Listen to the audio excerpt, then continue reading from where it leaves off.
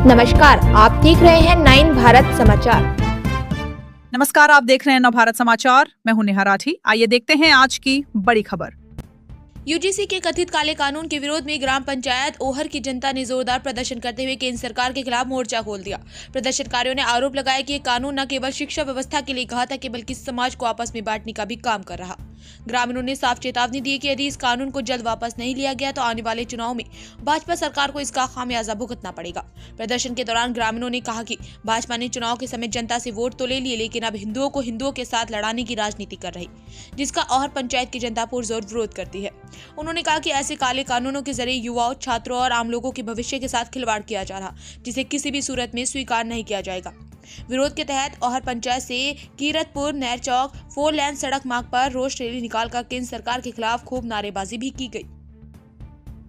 Government ने UGC कानून निकाला है वो गलत है। ये इनको वोट की राजनीति करनी है और हमारे को आपस में जातियों में बांट रहे हैं, जिससे कि हमारा समाज खराब हो रहा है।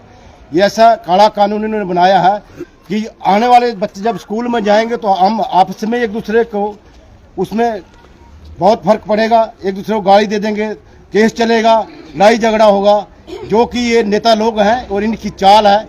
ये योगी को गिराने के चक्कर में सब कुछ काम हो रहा है। ये गलत है। यूजीसी कानून वापस लेना चाहिए, किसी भी सूरत में वापस लेना होगा, नहीं तो आने वाले चुनाव में मोदी के घुटने टिक जाएंगे। पार्टी के लिए हमने दिन रात एक किया, लोगों को लेके गए, रैलियां की इनके लिए। एट लास्ट हमें क्या मिला? हमें कुछ नहीं मिला जी। बाद में अब ये समाज को बांटने का काम कर रहे हैं। पहले इन्होंने हिंदू मुस्लिम चलाया, ठीक है, वो किया। अब लास्ट में आकर ये हिंदुओं को लड़ा रहे हैं।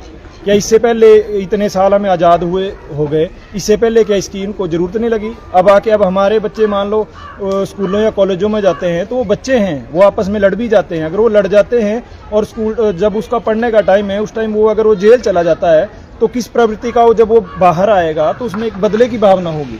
तो जब वो बाहर आएगा उसका तो भविष्य सारा उजड़ चुका होगा, तो वो भी तो फिर द्वेष की भावना से आएगा। तो आकर वो फिर क्या बनेगा? वो तो मतलब आपकी नजर में ये कानून जो है बहुत ही गलत है और काला कानून बात है। आज इन्होंने ये बात प्रूव कर दी है कि स्वर्णों को इन्होंने सिर्फ वोटों के लिए रखा है, यूज करने के लिए रखा है। हम पूरे के पूरे स्वर्ण समाज को आज दिन तक जो भी सरकार आई है उसने दबाया ही है, पर हम मूर्खों की तरह इनके साथ चले रहे। पर आज के बाद हम इनके साथ कभी नहीं चलेंगे। जब मेरे बच्चे यूनिवर्सिटियों में पढ़ रहे हैं, बिल्कुल, और सबसे गंदा कानून, और इस पार्टी के लिए हमने भी रात दिन काम किया है। हाँ जी, लेकिन जो इन्होंने हमारे साथ किया, और ये ऐसा नहीं कि स्वर्णों के ही साथ पूरे समाज को डिवाइड करके रख दिया।